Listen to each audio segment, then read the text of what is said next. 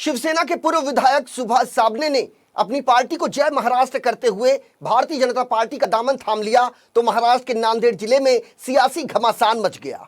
इन दिनों महाराष्ट्र के विरोधी पक्ष नेता देवेंद्र फडणवीस मराठवाड़ा के दौरे पर हैं, जहां किसानों को हुए नुकसान का उन्होंने दौरा किया और उन्हें जैसे ही शिवसेना के पूर्व विधायक सुभाष साबणे के बारे में पता चला कि वो बीजेपी में शामिल हो गए हैं तो उन्होंने लगे हाथ सुभाष साबणे को बीजेपी का उम्मीदवार घोषित कर दिया। दरअसल नांदेड़ जिले के देगलूर विधानसभा क्षेत्र में उपचुनाव होना है और ऐसे में सुभाष साबणे को बीजेपी का उम्मीदवार घोषित किए जाने के बाद महाविकास आघाड़ी सरकार में खलबली मच गई है। इसी बीच सुभाष साबणे का एक बयान भी सामने आया था कि महाराष्ट्र के पूर्व मुख्यमंत्री और कांग्रेस के वरिष्ठ नेता अशोक चौहान ने नांदेड़ जिले पर अपना एकाधिकार जमा रखा है और वो शिवसेना, एनसीपी और कांग्रेस की सत्ता में साझेदार हैं। उन्होंने नांदेड़ जिले के प्रभारी मंत्री अशोक चौहान के एकाधिकार से तंग आकर अपनी पार्टी से त्यागपत्र दे दिया। हालांकि उन्होंने कहा कि शिवसेना पक्ष प्रमुख उद्धव ठाकरे से उन्हें कोई शिकायत नहीं है, लेकिन भारतीय जनता पार्टी का प्रत्याशी घोषित किए जाने के बाद देगलूर विधानसभा के उपचुनाव में कड़ी टक्कर देखने को मिल सकती है। इस बात से इनकार नहीं किया जा सकता।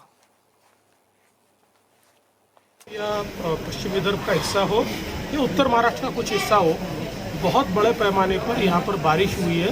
तूफान के बाद यहाँ पर जो बारिश है उसके कारण एक प्रकार से बाढ़ की परिस्थिति तैयार हुई है और किसानों का बहुत नुकसान हुआ है।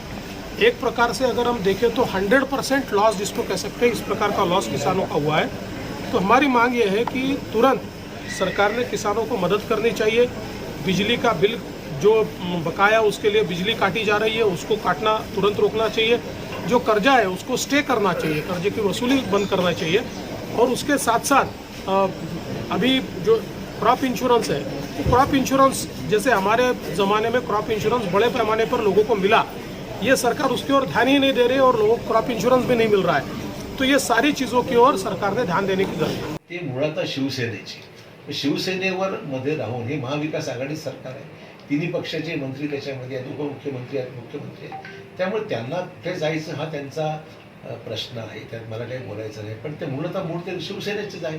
तर मला विचारण्यापेक्षा त्यांनी शिवसेनेच्या संदर्भात काही आपली भूमिका स्पष्ट करावी। निष्ठावान म्हणणाऱ्यांनी पक्षात सोडत असताना किंवा दुसऱ्यावर बोट दाखवण्यापेक्षा त्यांनी स्वतःची भूमिका जर अधिक स्पष्ट केली योग्य होईल। माझा संबंधच काय, मी काँग्रेसमध्ये आहे, ते शिवसेनेमध्ये आहे, ते प्रश्नच कुठे येतो त्याच्यामध्ये माझ्या संदर्भात। लढाई तगडी असेल मग ते उमेदवार भाजपकडून इलेक्शनमध्ये लढाईच असते ना, वैचारिक लढाई असते इलेक्शन।